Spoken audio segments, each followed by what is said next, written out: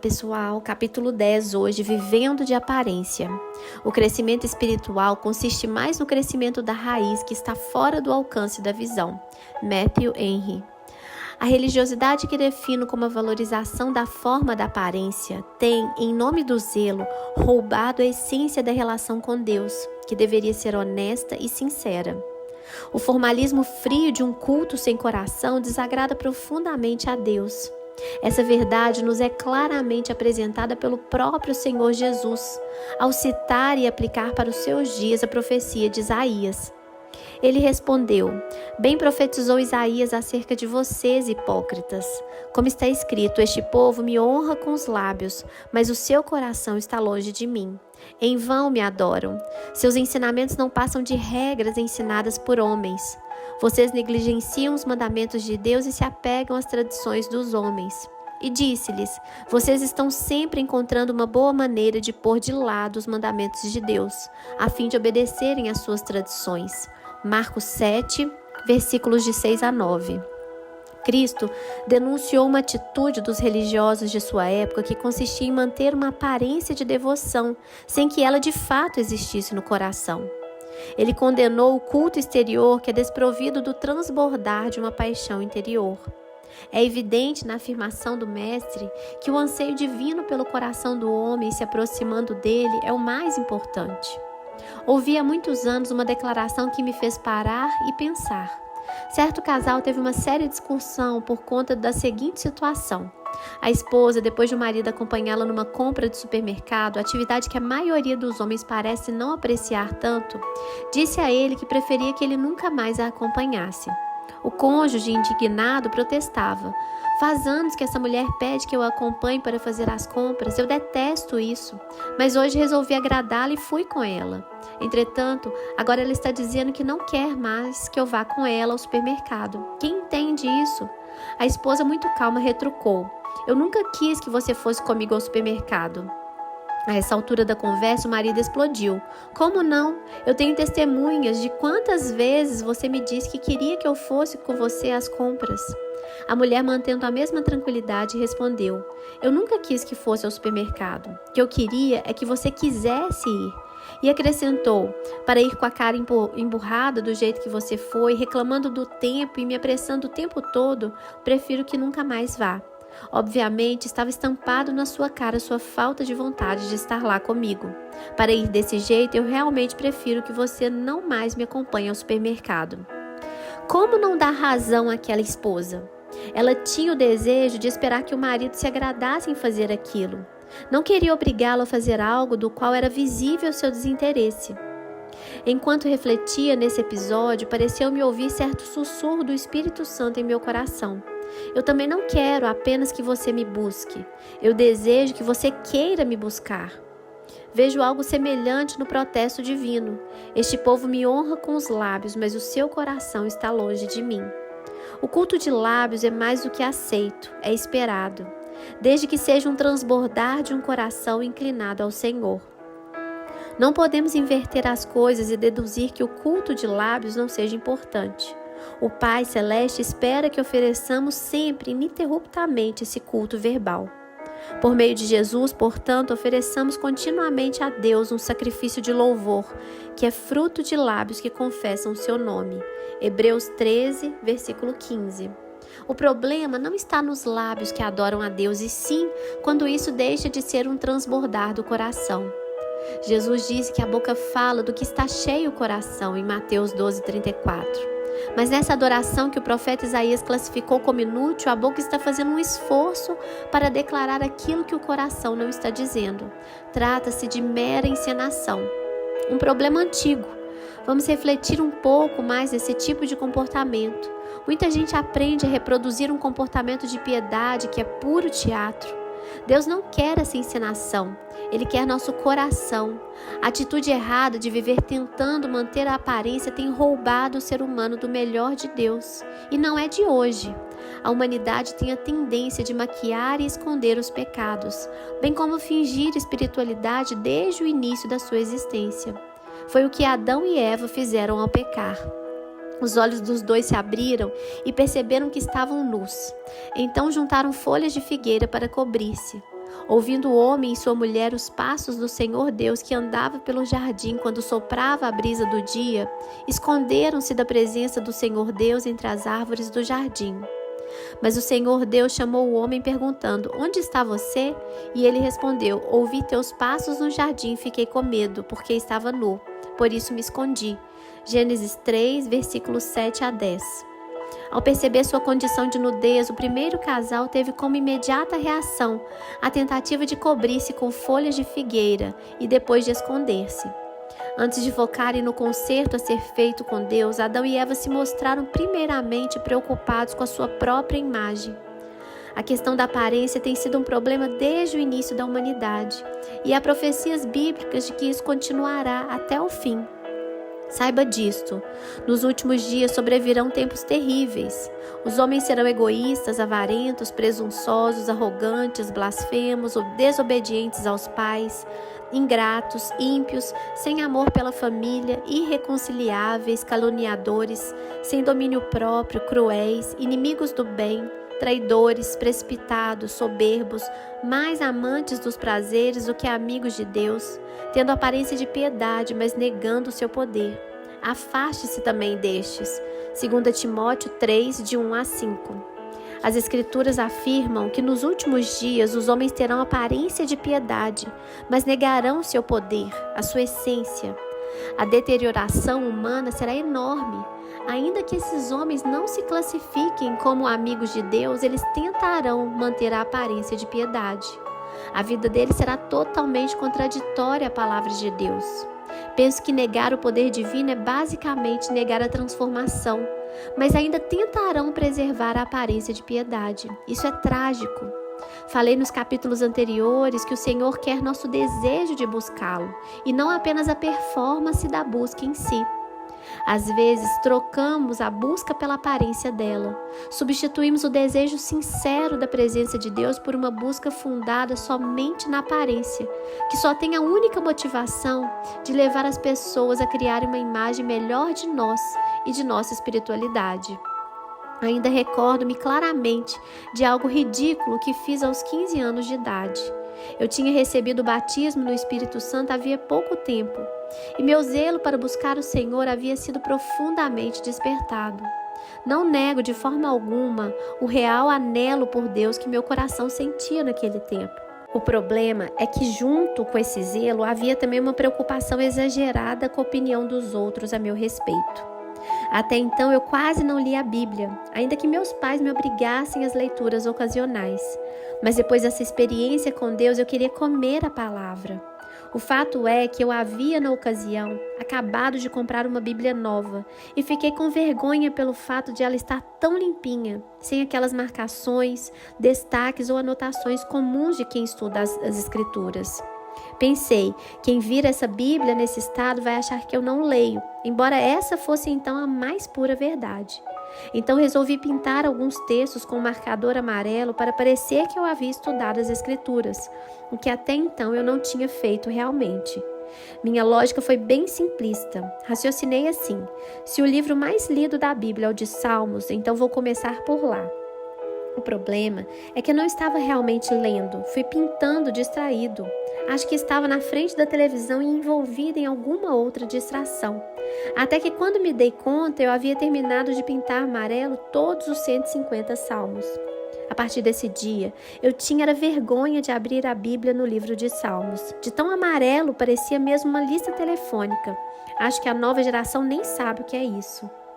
O que leva alguém a agir assim? Obviamente, é o anseio de ser visto pelos homens como alguém que busca a Deus, mesmo que não esteja buscando de fato. Muitas vezes parece que o que queremos mais é impressionar as pessoas, em vez de nos dedicar a alcançar o coração de Deus. Essa é a razão pela qual Jesus confrontou tanto esse estilo de vida aparente. Jesus confronta a vida aparente. O ser humano, como já afirmamos, é extremamente focado na aparência. Conforme vimos em Marcos 7, 6 e 7, ele consegue louvar a Deus com o coração distante somente para manter a aparência de devoção, ainda que esta seja superficial, fingida ou até mesmo inexistente.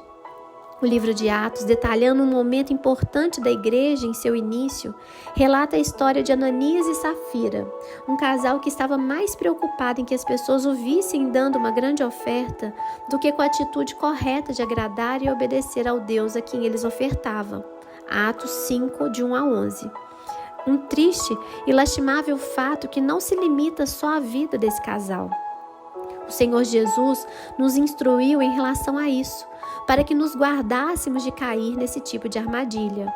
Tenham cuidado de não praticar suas obras de justiça diante dos outros para serem vistos por eles. Se fizerem isso, vocês não terão nenhuma recompensa do Pai Celestial. Portanto, quando você der esmola, não anuncie isso com trombetas, como fazem os hipócritas nas sinagogas e nas ruas, a fim de serem honrados pelos outros. Eu lhes garanto que eles já receberam sua plena recompensa. Mas quando você der esmola, que a sua mão esquerda não saiba o que está fazendo a direita, de forma que você preste a sua ajuda em segredo. E seu Pai, que vê o que é feito em segredo, o recompensará. Mateus 6, de 1 a 4. Em outras palavras, o mestre advertia: não procure aparecer com o que você faz, senão sua recompensa se limitará a tão somente ser visto e reconhecido pelos homens. Haja discretamente, buscando agradar só a Deus, e assim você guardará o seu coração de uma atitude errada, de uma vida aparente, e isso trará recompensa divina a você. Observe que a intenção do ato de dar esmolas é claramente revelado na frase, a fim de serem honrados pelos outros. E Cristo não falou acerca disso somente quando falava das esmolas, mas também ao ensinar sobre as orações e os jejuns. E quando vocês orarem, não sejam como os hipócritas. Eles gostam de ficar orando em pé nas sinagogas e nas esquinas, a fim de serem vistos pelos outros. Eu lhes asseguro que eles já receberam sua plena recompensa. Mas quando você orar, vá para o seu quarto, feche a porta e ore a seu Pai que está em secreto. Então seu Pai, que vem em secreto, o recompensará. Mateus 6, 5. Quando jejuarem, não mostrem uma aparência triste como os hipócritas, pois eles mudam a aparência do rosto, a fim de que os outros vejam que eles estão jejuando. Eu lhes digo verdadeiramente que eles já receberam sua plena recompensa. Ao jejuar, arrume o cabelo e lave o rosto para que não pareça aos outros que você está jejuando, mas apenas a seu Pai que vem em secreto. E seu Pai que vem em secreto o recompensará. Mateus 6, 16 a 18. Obviamente, Jesus não estava nos proibindo de compartilhar com alguém uma experiência de jejum, até porque ele mesmo também fez isso. Do contrário, como ficaria o fato de os evangelhos nos contarem acerca de seu jejum de 40 dias? O erro não está no que fazemos e tampouco se contamos ou não aquilo que fazemos. A questão é o anseio de promover essa aparência de espiritualidade quando resolvemos anunciar aquilo que fazemos. Nós valorizamos demais a casca, a embalagem, mas a verdade é que a forma não é tão importante quanto a essência. Veja o que o apóstolo Paulo ensinou aos coríntios. Mas temos esse tesouro em vasos de barro para mostrar que este poder, que a tudo excede, provém de Deus e não de nós. 2 Coríntios 4, 6. A essência, o tesouro interior é o que tem valor. A embalagem que ela se encontra, o vaso de barro, não tem a mesma importância. Quem deve receber destaque é o Senhor e seu poder, e não a gente. Jesus não estava dizendo que nunca podemos ser vistos ou reparados pelos homens, isso é inevitável. O que não podemos é desejar ser vistos ou esforçar-nos para estar em evidência. Isso deveria ser só uma consequência, um mero efeito colateral. Eu sei que não há como ser um cristão genuíno e não ser notado. Cristo também ensinou sobre isso e quando o fez, obviamente ele não estava se contradizendo. Observe o texto bíblico. Vocês são o sal da terra, mas se o sal perder o seu sabor, como restaurá-lo? Não servirá para nada, exceto para ser jogado fora e pisado pelos homens. Vocês são a luz do mundo. Não se pode esconder uma cidade construída sobre um monte. E também ninguém acende uma candeia e a coloca debaixo de uma vasilha. Ao contrário, coloca no lugar apropriado e assim ilumina todos os que estão na casa. Assim, brilhe a luz de vocês diante dos homens, para que vejam as suas boas obras e glorifiquem ao Pai de vocês que está nos céus. Mateus 5, de 13 a 16. Tanto o sol como a luz têm que cumprir o seu papel, e não há como fazer isso sem aparecer. Jesus ainda afirmou que quando nossas obras são vistas pelos homens, Deus pode ser glorificado nisso. Não é errado ser visto, errado é fazer somente para ser visto. Podemos e devemos ser sal e luz nesse mundo. Entretanto, mesmo ao cumprir nossa responsabilidade de salgar e iluminar, não devemos agir pensando apenas na aparência, no reconhecimento. Mas o fato é que Jesus, seja com seus ensinos públicos, seja com a sua forma de vida ou mesmo com as suas instruções aos discípulos, nunca entrou no esquema dos judeus. O mestre pregava contra a doutrina dos líderes deles. Estejam atentos e tenham cuidado com o fermento dos fariseus e dos saduceus. Mateus 16, 6. Os discípulos chegaram a pensar que a conversa de Jesus era sobre pão literal, mas depois compreenderam. Então entenderam que não estava lhes dizendo que tomassem cuidado com o fermento de pão, mas com o ensino dos fariseus e dos saduceus. Mateus 16, 12. Podemos mensurar um pouco da importância dessa questão da vida aparente e o dano que ela produz ao observarmos quanto tempo e ensino Cristo pregou para combatê-lo. Ele fazia isso repetidas vezes e de forma muito clara. Então, Jesus disse à multidão e aos seus discípulos: os mestres da lei e os fariseus se assentam na cadeira de Moisés. Obedeçam-lhes e façam tudo o que eles lhes dizem. Mas não façam o que eles fazem, pois não praticam o que pregam. Eles atam fardos pesados e os colocam sobre os ombros dos homens, mas eles mesmos não estão dispostos a levantar um só dedo para movê-los. Mateus 23, de 1 a 4. Precisamos entender o que Jesus falou sobre os fariseus e mestres da lei não praticarem o que pregavam. Os fariseus eram da seita mais rigorosa dentro do judaísmo. Dizimavam até mesmo a horta de casa, obedeciam os mínimos preceitos da lei. O apóstolo Paulo, referindo-se ao seu tempo de fariseu, afirmava como ele vivia como judeu antes de sua conversão. Quanto à justiça que há na lei, irrepreensível. Filipenses 3,6. Eles eram conhecidos como, na versão da sua época, os verdadeiros beatos. Não eram o tipo de pessoas que classificaríamos como desobedientes deliberados. Então, qual era o problema deles? É que até mesmo sua obediência à lei era mero pretexto por um anseio de reconhecimento. Observe o que Jesus disse. Tudo o que fazem é para serem vistos pelos homens. Eles fazem seus filactérios bem largos e as franjas de suas vestes bem longas.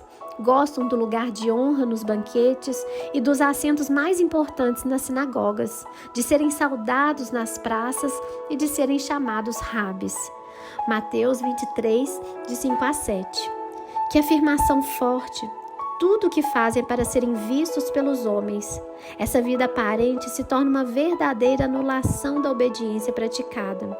Os motivos errados corrompem até mesmo a prática da obediência. Estou casado desde 1995. Eu amo a minha esposa cada dia mais e sei que ela me ama. Entretanto, se eu declarasse meu amor por minha esposa somente em público e nunca quando estamos a sós, ela desconfiaria dos meus sentimentos. Ela me questionaria se realmente eu a amo ou se apenas quero fazer com que os outros pensem que eu a amo. Mas, infelizmente, essa parece ser muitas vezes a conduta da noiva de Cristo. Expressam amor nas reuniões públicas sem se importarem de fazer isso no âmbito pessoal. A quem estamos tentando agradar? Aquele que afirmamos amar ou ao público que assiste à nossa declaração de amor? Esforçamo-nos muito para transparecer algo aos outros. A religiosidade, que defino como a prática de manter a aparência de piedade, é algo mais danoso do que podemos mensurar. Ela tem trazido grande estrago ao reino de Deus. A religiosidade é pior que a imoralidade.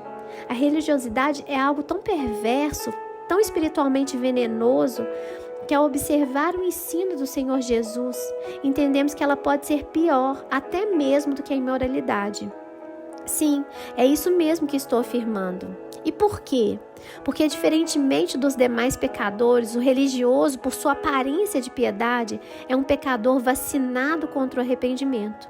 Lemos na Bíblia que a perversa cidade de Sodoma teria se aberto ao ministério de Jesus e sua pregação de arrependimento, enquanto os judeus de seus dias não. E você, Cafarnaum, será elevado até o céu? Não, você descerá até o Hades. Se os milagres que em você foram realizados tivessem sido realizados em Sodoma, ela teria permanecido até hoje. Mas eu lhe afirmo que no dia do juízo haverá menor rigor para Sodoma do que para você. Mateus 11, 23. Cafarnaum, lugar onde Cristo operou tantos milagres, terá juízo mais rigoroso que Sodoma. Por quê?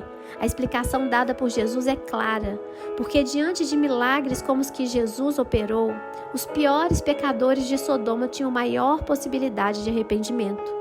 Pior do que um pecador, por mais horrível que seja, só mesmo um outro pecador que é vacinado contra o arrependimento.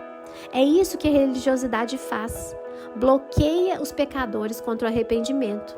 Ela promove um senso de justiça baseado na vida aparente, que por sua vez os cega para a sua real condição espiritual. Em outro momento, o Senhor Jesus afirmou que as prostitutas estão mais próximas do reino de Deus do que os religiosos dos seus dias. E que vos parece? Um homem tinha 2 filhos. Chegando-se ao primeiro, disse: Filho, vai hoje trabalhar na vinha. Ele respondeu: Sim, Senhor, porém não foi. Dirigindo-se ao segundo, disse-lhe a mesma coisa, mas este respondeu: Não quero. Depois, arrependido, foi. Qual dos 2 fez a vontade do Pai? Disseram: O segundo. Declarou-lhes Jesus: Em verdade vos digo que publicanos e meretrizes vos precedem no reino de Deus. Porque João veio a vós outros no caminho da justiça e não acreditastes nele, ao passo que publicanos e meretrizes creram. Vós, porém, mesmo vendo isso, não vos arrependestes afinal para acreditardes nele. Mateus 21, 28 a 32.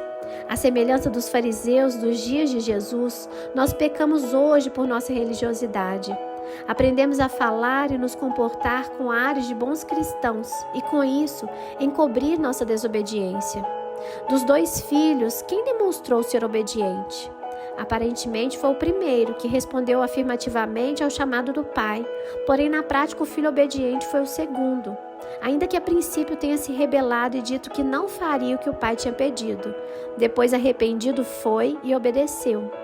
Jesus compara esses 2 filhos a 2 grupos de pessoas: os fariseus, o grupo religioso mais rigoroso dentro do judaísmo, e os pecadores, os coletores de impostos, as prostitutas, que recebiam os piores rótulos sociais e espirituais naqueles dias. Jesus termina dizendo que o último grupo entraria no reino de Deus antes dos fariseus, os beatos e carolas da época. Conclui-se então que de nada adianta passar horas sentado na igreja, ouvindo a palavra de Deus, agindo como quem diz sim a tudo que nosso Pai Celestial nos pede, se depois não se faz o que Ele nos ordenou. A aparência de obediência não está entre os pecadores, está entre os religiosos. Já a verdadeira obediência nem sempre está com eles. A igreja de nossos dias tem se comportado de modo semelhante ao primeiro filho, porque preocupa-se mais com a aparência e o conceito dado pelos outros, então sempre responde sim às ordens do Pai, mas nem sempre faz aquilo que disse que faria. Não basta termos aparência de religiosidade, é preciso praticar a palavra. Tornai-vos, pois, praticantes da palavra e não somente ouvintes, enganando-vos a vós mesmos. Porque se alguém é ouvinte da palavra e não praticante, assemelha-se ao homem que contempla no espelho o seu rosto natural, pois a si mesmo se contempla e se retira e para logo se esquece de como era sua aparência. Mas aquele que considera atentamente na lei perfeita, lei da liberdade, nela persevera, não sendo ouvinte negligente, mas operoso praticante, esse será bem-aventurado no que realizar. Tiago 1, 22 a 25. Note que a Bíblia diz que aquele que não pratica a palavra engana a si mesmo. Essa pessoa não está enganando os outros, tampouco a Deus. Ela está enganando a si mesma. Muitos acreditam que por demonstrarem aparência de piedade ao frequentar os cultos ou estudar a Bíblia sozinhos, alcançarão um lugar em Deus, mas isso não é verdade. A única coisa que legitima nossa entrada no reino de Deus é o reconhecimento do senhorio de Jesus. E este, por sua vez, só se evidencia por meio da obediência e sujeição total a Cristo. Ouvir a palavra de Deus parece autenticar a religiosidade de alguém, mas é a prática da palavra que autentica a obediência na vida de um cristão. Há também o aspecto do resultado provado por cada um. Tiago fala do ouvinte negligente e do operoso praticante, mas deixa claro que o abençoado na história é aquele que persevera em obedecer aos mandamentos do Senhor, que ouviu e aprendeu.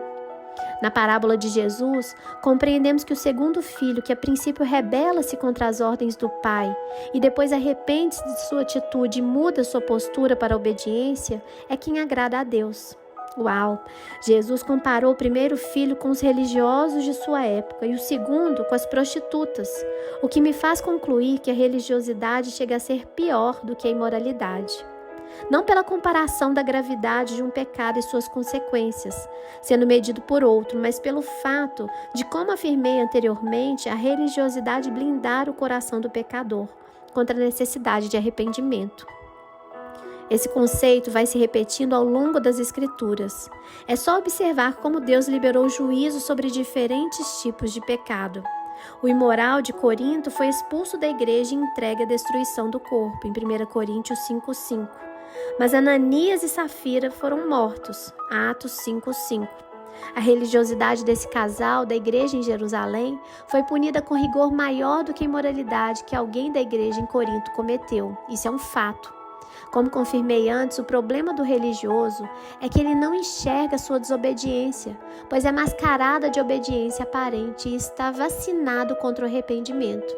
Quem está no pecado sabe que está errado e que tem de mudar, mas o problema do religioso é que, por sua aparência de piedade, ele se acha justo e perfeito. O mestre também ensinou sobre isso. A alguns que confiavam em sua própria justiça e desprezavam os outros, Jesus contou essa parábola. 2 homens subiram ao templo para orar. Um era fariseu e o outro publicano. O fariseu, em pé, orava no íntimo. Deus, eu te agradeço porque não sou como os outros homens, ladrões, corruptos, adúlteros, nem mesmo como este publicano. Jejuo 2 vezes por semana e dou o dízimo de tudo quanto ganho. Mas o publicano ficou à distância, ele nem ousava olhar para o céu, mas batendo no peito dizia: Deus, tem misericórdia de mim que sou pecador. Eu lhes digo que este homem e não o outro foi para casa justificado diante de Deus. Pois quem se exalta será humilhado e quem se humilha será exaltado. Lucas 18, de 9 a 14. Não quer dizer que todo pecador que não seja religioso vai se arrepender, mas ele está menos resistente ao arrependimento por não se considerar justo. É claro que também há pecadores não religiosos que não querem se arrepender, mas entre esses você ainda vai encontrar muitos que não estão tão resistentes ao arrependimento. Um dos ladrões que foram crucificados ao lado de Jesus repreendeu o outro que insultava a Cristo. Você não teme a Deus nem estando sob a mesma sentença? Nós estamos sendo punidos com justiça porque estamos recebendo o que os nossos atos merecem. Mas esse homem não cometeu nenhum mal. Lucas 23, 40 e 41. Penso que dentre os problemas do religioso, do que cultiva essa vida aparente de devoção exterior sem paixão interior, estão 2 coisas terrivelmente danosas à sua relação com Deus: a justiça própria e o orgulho. Falando da justiça própria, podemos destacar que Jesus endereçou a parábola do fariseu e o publicano que subiram ao templo para orar aos que confiavam em sua própria justiça, em Lucas 18, 9. Não temos justiça própria. Imaginar que isso seja possível é um grande engano.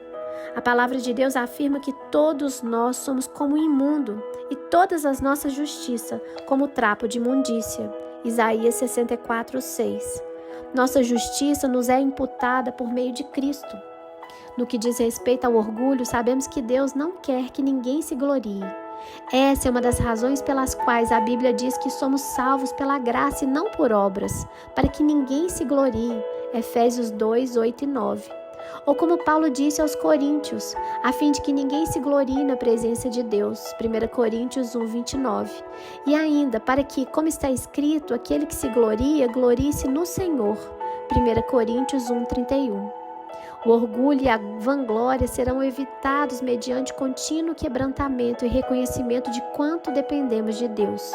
Para tudo, sim, até para viver a vida cristã. Escudos de ouro ou de bronze? O problema de quem vive de aparência é nunca reconhecer que está andando de tanque vazio, que está morrendo de sede. Temos a indecência de tentar manter as aparências até mesmo quando a água da fonte já está sumindo da nossa vida.